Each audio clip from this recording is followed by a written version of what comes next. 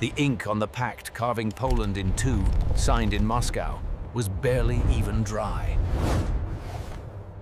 In Moscow, Joseph Stalin, a man defined by deep paranoia and Russian insecurity, turned his gaze north. His calculating gaze settled on the vast, forested expanse of Finland, a relatively new, independent nation. Stalin saw a significant threat. Finland's border was a mere 20 miles from Leningrad, cradle of the revolution. He reasoned a hostile power could use Finland as a deadly dagger pointed at his second capital. Finland was ordered to cede strategic islands, lease the Hanko Peninsula, and move its critical border. The border on the Karelian Isthmus had to move westward, away from the city of Leningrad. In exchange, the Soviets offered a useless tract of frozen swamp. It was a predator's bargain. The Finnish delegation, led by statesman Juho Kusti Paasikivi, traveled to Moscow's vast, shadowed Kremlin halls. There, they faced Forage Minister Molotov, his impassive expression a mask for the state's implacable will. They represented a small nation of barely 4 million people, a young democracy of farmers and foresters. Having built their nation from a brutal civil war's ashes, they would not surrender its defenses. Paasikivi knew conceding the isthmus meant handing over the keys to their only fortress, the Mannerheim Line. The Finns desperately offered compromises, but Stalin only offered ultimatums. The talks collapsed in early November. The delegation returned to Helsinki under a dark sky of foreboding. The entire Finnish nation knew. In Finland, one man understood the true peril. Marshal Carl Gustaf Emil Mannerheim, a historic figure. He was a Swedish-speaking aristocrat, a former cavalry general who had served in the Tsar's own army. He led the White forces to victory in Finland's civil war. He was 72, austere, possessing icy calm. As chairman of the Defense Council, he had spent years begging Parliament for crucial modernization funds. His goal was to modernize a military that was, in 1939, dangerously obsolete, mostly a reserve force. The standing army was tiny. The real strength lay in the civil guard, a militia of citizen soldiers. These soldiers had reliable Mosin Nagant rifles, many of them captured from the Russians in the last war. They also had excellent Lahti Saloranta and Maxim machine guns, but few antique anti-tank guns. These Bofors guns were hopelessly inadequate against modern armor. Finland had perhaps 60 tanks in total. They were mostly obsolete Vickers novelties or old Renaults. The Air Force was a collection of biplanes. Finland lacked modern artillery, planes, or armor. But what they did have in abundance was Sisu. Sisu is a Finnish word with no easy or direct translation. It is a national concept. It means guts, pure tenacity, grim determination, and courage to fight against truly impossible odds. It is the stubbornness of the farmer clearing granite boulders, the endurance of the subarctic logger. This intangible quality was what Marshal Mannerheim had to rely upon from his headquarters in Mikkeli. He knew he could not win with firepower, but with cunning, geography, and his people's spirit. Mannerheim's strategy was brutal in its simplicity. The army would not try to win, it would survive. It would inflict such a horrific, disproportionate cost on the attacker that Moscow might reconsider conquest. The Finns would trade land for precious time, and they would trade that time for enemy blood. Elite, tough, and self-reliant border guards were already in position. They were the tripwire for the invasion. Across the border, the Soviet Red Army was massing. This was no small force. It was an avalanche. Commander Kirill Meretskov had assembled 4 massive armies, the 7th, 8th, 19th, and the 14th. Over 450,000 men, 2,500 tanks and 2,000 aircraft were prepared for the massive assault. Commander Meretskov assured Stalin it would be a sharp, powerful blow. The Stavka's invasion plan was simple. The 7th Army would smash the Mannerheim Line and drive straight to Helsinki, Finland's capital city.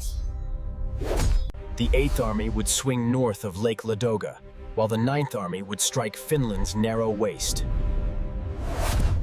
Their goal was the port of Oulu, as the 14th Army secured the Arctic port of Petsamo. But this entire plan was based on abysmal intelligence, dismissing the Mannerheim Line as a weak trench. They wrongly expected the Finnish proletariat to greet the liberating Red Army with cheers and flowers. In their arrogance, officers were issued Helsinki maps and packed their parade uniforms and band instruments. Molotov cynically claimed on radio that Soviet planes were dropping bread baskets to starving Finns, not bombs. Finns in air raid shelters heard the explosions, grimly dubbing the cluster bombs Molotov's bread baskets. In response, the Finns improvised a new anti-tank weapon from a simple bottle, gasoline, and tar. They gave it a new name, the Molotov cocktail. On November 26, 1939, the Soviets manufactured their pretext for war, the shelling of Manila. It was a clumsy, transparent fabrication. Finnish artillery was proven to be nowhere near the border. Journalists found impact craters angled from the Soviet side, but it mattered not. Stalin had his casus belli. On November 30th, 1939, without a declaration of war, the Great Red Avalanche finally moved. 21 divisions, a tidal wave of steel and humanity, rolled across the border into the snow. The air filled with engine roars and the thunder of a bombardment that shook the frozen earth. The world watched, expecting Finland to collapse in days. A British attaché predicted it would be over. They did not know Marshal Mannerheim. They did not know the common Finnish soldier or his spirit. And they did not know the Finnish landscape, which would become the Red Army's frozen green hell. The Winter War had begun. The first Finnish border patrols, outnumbered, triggered traps and shouldered their rifles. They faded back into the endless white forest. They did not panic. They were leading the bear. The initial Soviet assault on the Karelian Isthmus was an exercise in brutal, unimaginative, blunt force. The Soviet 7th Army, with a 10-to-1 infantry superiority, slammed into the Finnish screening forces. The Finnish plan, devised by Mannerheim and General Axel Airo, was not to hold the border. It was to conduct a fighting retreat, a painful delaying action designed only to buy time. They forced the Soviets to pay for every kilometer of frozen ground with blood and with steel. Small, mobile Finnish units ambushed tank columns, immobilizing the lead and rear vehicles with deadly mines. Then, they would pick off the trapped, disorganized Soviet infantry with machine guns and hidden mortars. The Finnish soldiers were ghosts. They wore white snow camouflage, traveled on skis, and lived off the land. Soviet soldiers, in heavy Braut overcoats, were perfect, slow targets, moving against the white snow. They were completely roadbound, tied to their heavy, vulnerable vehicles, and untrained for Arctic warfare. Their tanks, the T-26 and BT-7, were mechanically sound, but their crews lacked tactical training. They would charge ahead, unsupported, only to be swarmed by Finnish tank-hunting anti-tank squads. Finns would jam logs into their bogies, blind vision ports with snow, and hurl satchel charges. But the isthmus was only one front. North of Lake Ladoga, a more terrible drama unfolded. This was the domain of the Soviet 8th Army, a primeval wilderness of trackless, dense taiga. Their objective was to bypass the Mannerheim Line and envelop the main Finnish forces from the north.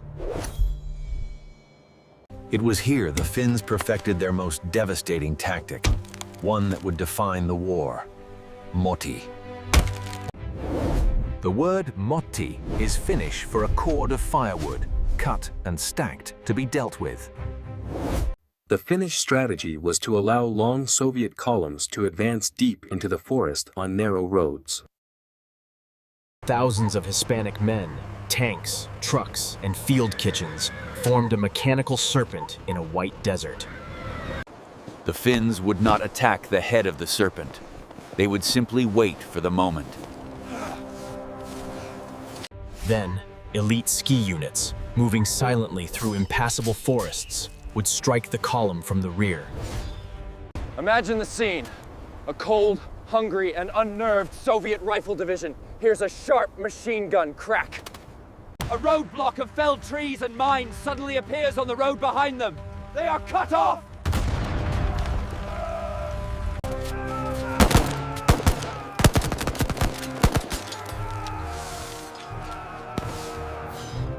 They target fuel trucks, immobilizing vehicles. They pick off officers with their uncanny, deadly marksmanship. The long Soviet column, unable to deploy, panics.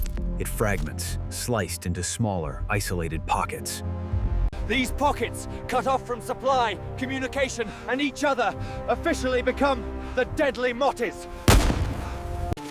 They are surrounded by a forest that has suddenly come a-lin, with white-clad ghosts laying siege.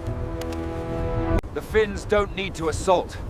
The Arctic winter, with temperatures plummeting to -40, becomes there. The Soviet soldier was not equipped. Their uniforms were inadequate. Their boots fell apart in the cold.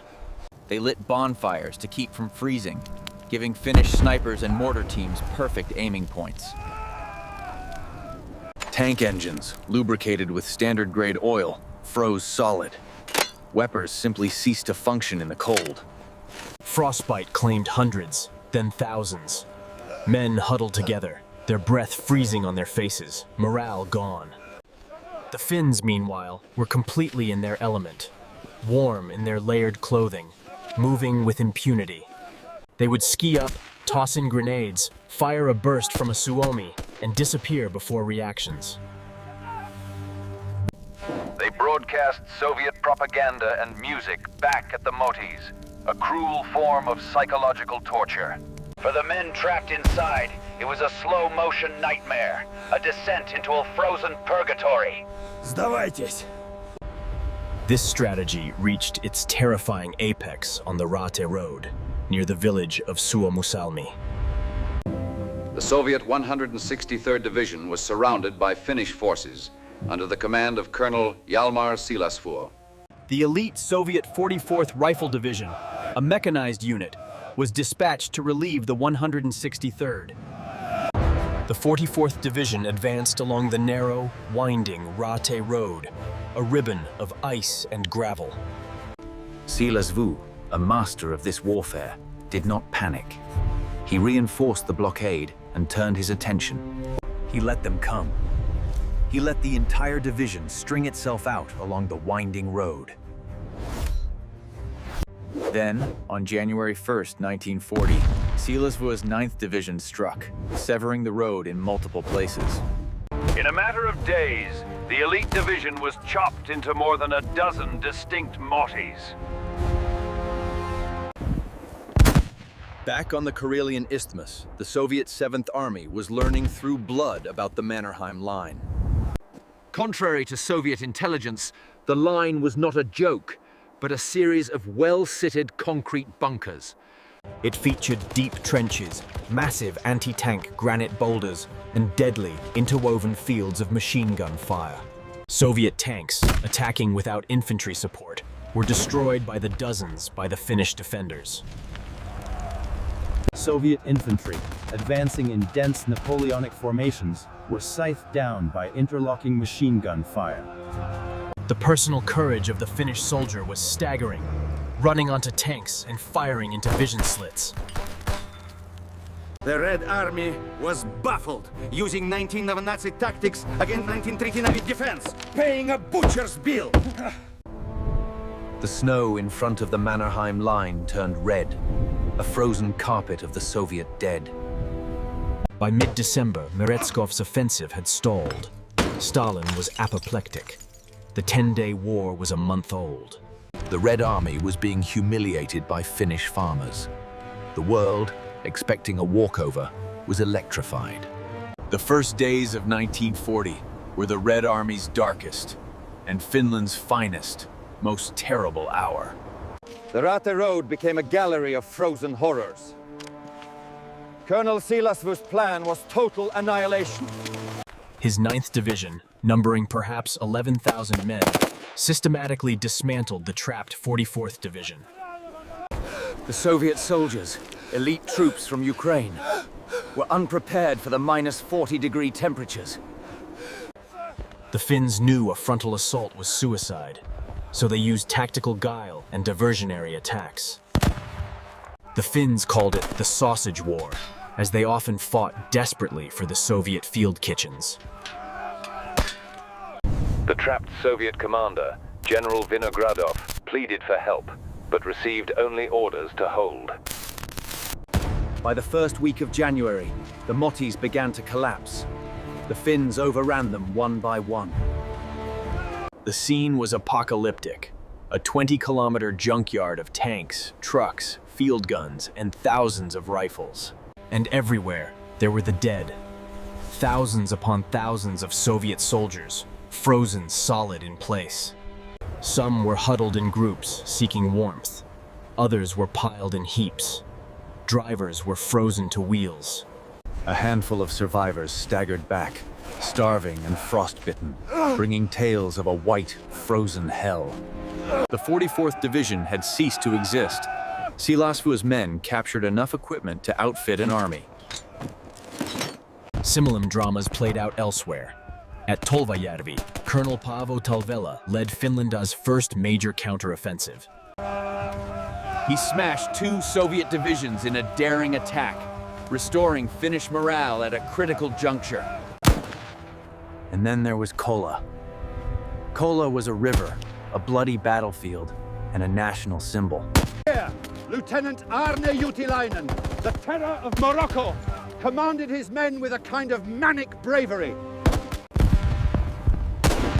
When asked, will Kola hold? This was also the battlefield of the war's most iconic figure, the sniper, Simo Häyhä. Häyhä was a quiet, unassuming farmer, nicknamed the White Death by the terrified Soviet soldiers. He operated alone, spurning the telescopic scope, trusting only the simple iron sights of his rifle. He would dress in white, pack snow in front, and keep snow in his mouth to hide his breath. And then he would wait, patiently, impassively, knowing the habits of the invading Red Army soldiers. His tally, achieved in less than 100 days, was staggering. Over 500 confirmed sniper kills. The Soviets sent counter-snipers. Häyhä killed them. They saturated his positions with artillery. He would move. He became a legend, the human embodiment of Sisu, holding back the horde with a rifle. Russians, the Red Army's pathetic performance. He initiated massive, sweeping reforms of the military, restoring Timoshenko was a pragmatist. He halted all offensive operations in January to regroup, retrain, and rearm. Timoshenko demanded and received resources that dwarfed the initial invasion force, including new, heavy tanks. Most importantly, he brought artillery, thousands of heavy guns, wheel to wheel, aimed at one sector. The Finns, listening from their trenches, could only wait. They were exhausted and running low on ammunition. They were running low on shells, and most critically, men. They had no reserves left to call. The miracle of the Winter War was about to meet the grim reality of Soviet industrial might. On February 1st, 1940, the sky over the Karelian Isthmus tore open. Timoshenko unleashed his steel storm. Stalin, shaken by the Red Army's pathetic performance, initiated massive reforms of the military. Over 300,000 shells fell on a single day in the Suma sector alone. A deafening bombardment. 1 million bunkers, designed for medium artillery, began to crack and crumble under super heavy shells. The granite anti-tank obstacles were blasted into gravel, the forests reduced to blackened, splintered stumps. The psychological effect was as devastating as the physical one.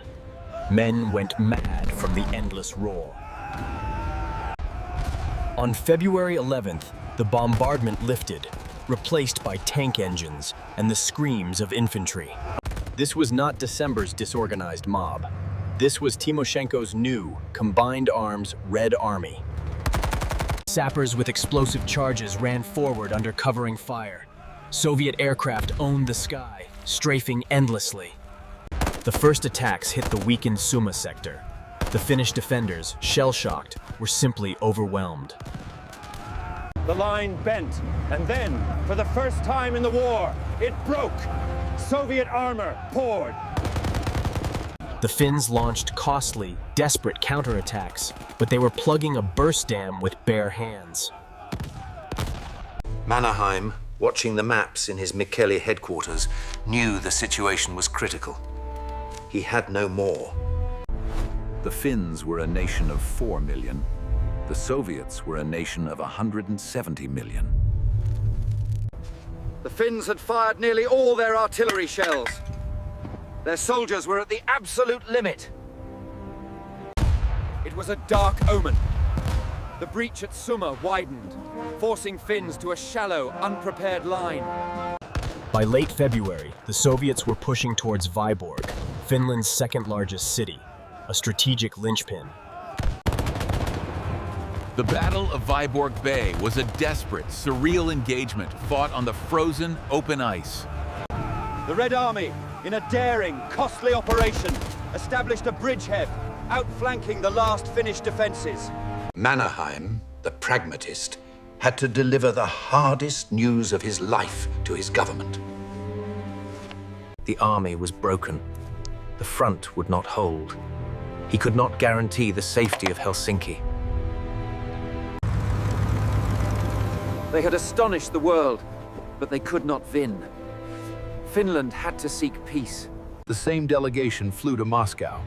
This time, there was no negotiation, only surrender to Molotov's terms. They had fought alone. The world offered sympathy and token arms, but no nation dared to intervene. On March 12, 1940, the Moscow Peace Treaty was signed. The terms were devastatingly harsh. They were far harsher than Stalin's original demands. Finland was forced to cede the entire isthmus. They lost the city of Salla and had to lease Hanko. In total, Finland lost 10%.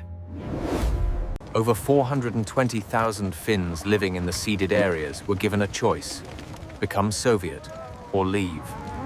In a heartbreaking testament to their national spirit, virtually every single one chose to leave their homes. At 11 a.m. on March 13th, 1940, after 105 days, the guns fell silent. On the front lines, a strange quiet settled. The Finnish soldiers who had fought wept openly. They had not been defeated in battle. They had been defeated by mathematics. They felt utterly betrayed. The cost was terrible. Finland suffered 26,000 dead and 43,000 wounded, a catastrophic national loss. The Soviet cost was astronomical, a secret the Kremlin would bury. Modern estimates are 130,000 dead. Another 260,000 were wounded or crippled by frostbite. Over 1,500 tanks and 600 aircraft were lost. The Winter War was over, but its echoes had just begun. Stalin was deeply shaken. In Berlin, Adolf Hitler watched with intense interest. seeing the Red Army's pathetic performance. It confirmed his prejudice. The Soviet Union was a colossus with feet of clay, ready to collapse. For Finland, the peace was bitter and temporary, merely a pause. The Soviet threat remained. The trauma of the loss would inevitably push Finland into a pragmatic alliance with Nazi Germany. The 105 days of hell were over, but Finland's struggle for survival was far from finished. The Finnish Sisu had been tested, and it had held. But the price was a scar that would never heal.